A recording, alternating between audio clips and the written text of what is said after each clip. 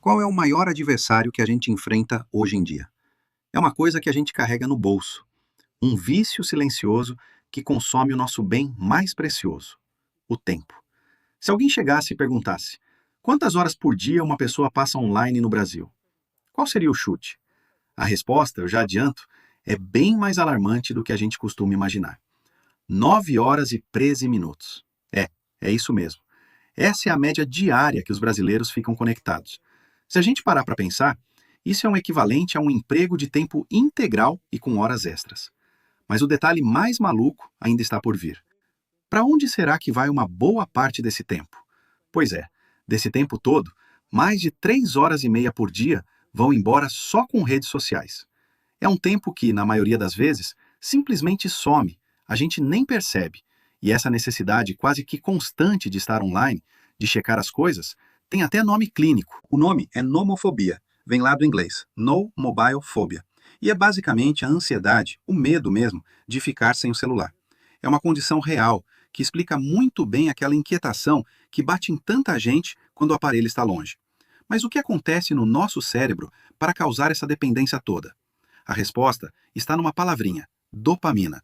A chave para entender por que é tão, mas tão difícil se desconectar está nesse neurotransmissor, a dopamina, e na verdadeira armadilha que ele cria para a gente. E olha que interessante essa comparação. A rolagem infinita do feed de uma rede social funciona com o mesmíssimo mecanismo de uma máquina caça-níquel de cassino. O que vicia não é a recompensa em si, mas a antecipação dela.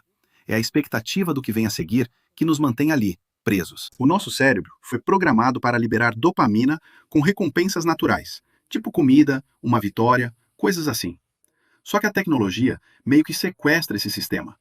A estimulação constante artificial acaba criando uma tolerância, e aí a gente precisa de cada vez mais para sentir o mesmo prazer. A grande lição aqui é que nosso cérebro é hackeado pela imprevisibilidade, e isso nos prende num ciclo que parece não ter fim. Pode até parecer um problema super moderno, exclusivo da nossa era digital, mas essa armadilha de buscar sempre mais e mais, não é nova. A solução, quem diria, talvez esteja numa sabedoria milenar.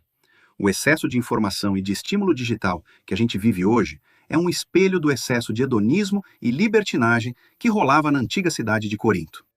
Corinto era uma cidade portuária, super cosmopolita, multicultural, com uma vida social intensíssima, cheia de boemia. Foi exatamente nesse cenário que o apóstolo Paulo escreveu para a igreja de lá, falando justamente sobre o abuso da liberdade. E isso nos leva à pergunta central, que é tão relevante hoje quanto era naquela época. A gente está usando a nossa liberdade ou, na verdade, a gente está sendo dominado por ela? A resposta de Paulo começa com uma frase poderosíssima: tudo me é permitido. Isso é uma celebração da nossa liberdade de escolha. Mas a segunda parte da frase é onde está a verdadeira sabedoria. Mas nem tudo me convém. O que isso quer dizer na prática? Quer dizer que nem tudo que é fácil, que é de graça, que está ali disponível o tempo todo, é bom para a gente. O fato de se poder fazer algo não significa que aquilo vai nos fazer bem ou nos ajudar na nossa jornada.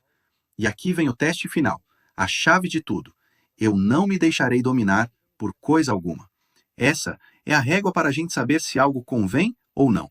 O ponto crucial é esse: quem é que está no comando? Quantas vezes a gente chega em casa exausto e, quando vê, passou 1 hora e meia rolando vídeo sem nem perceber? Isso não é liberdade, isso é dominação. A ferramenta está a nosso serviço ou é o contrário?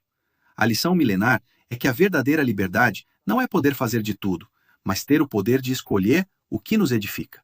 Ok, beleza. Entendemos o problema, a filosofia por trás. Mas e aí? Como a gente aplica isso na prática? A solução proposta é, na verdade, bem radical. A sabedoria ancestral usa uma metáfora muito forte para mostrar a importância de remover o que nos prejudica. A mensagem, claro, não é literal, mas é direta. Crie uma barreira física, dificulte o acesso àquilo que te domina. E como a gente lida com isso hoje em dia? Criando barreiras físicas simples. Deixar o celular em outro quarto enquanto trabalha, guardar numa gaveta, ativar o modo não perturbe. São pequenas ações que dificultam o acesso e devolvem o controle para a gente. Isso tem um impacto enorme, tanto neurológico quanto espiritual. E todas essas soluções práticas nos levam de volta àquela pergunta fundamental que a gente deveria se fazer todos os dias. Tem um verso simplesmente genial do Gabriel Pensador que diz assim: A programação existe para manter você na frente da TV, para te entreter, para você não ver que o programado é você. Isso se aplica, olha, perfeitamente ao mundo digital. É bom sempre lembrar, se um produto online é de graça, o cliente não é quem usa. O usuário é o produto. A nossa atenção e os nossos dados são a verdadeira mercadoria que é vendida para os anunciantes. É uma verdade meio inconveniente, mas precisa ser dita. O maior obstáculo para a nossa produtividade, para a gente alcançar nosso potencial, não é algo externo.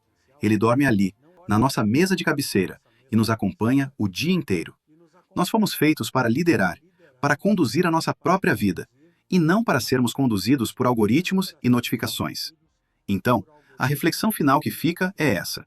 Ao analisar os próprios hábitos e a relação com a tecnologia, a resposta sincera é: quem está no comando?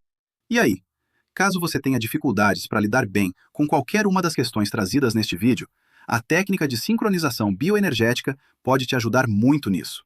É uma terapia simples, rápida, não invasiva e sem uso de fármacos. E que funciona 100% das vezes para 100% das pessoas. E se você gostou desse vídeo, deixe aqui o seu like e o seu comentário. Assim, o conteúdo é distribuído para mais gente, porque o algoritmo entende que o assunto é relevante e nos ajuda a fazer o canal crescer. E se você ainda não é inscrito, se inscreva aqui no canal e clique no sininho para receber nosso conteúdo diário. Para saber mais sobre a técnica de sincronização bioenergética, clique no link da bio ou da descrição deste vídeo. E descubra o poder desta prodigiosa terapia do futuro, agora no presente, sincronizando o que há de melhor em saúde física e mental, para você, para sua família e até mesmo para sua empresa.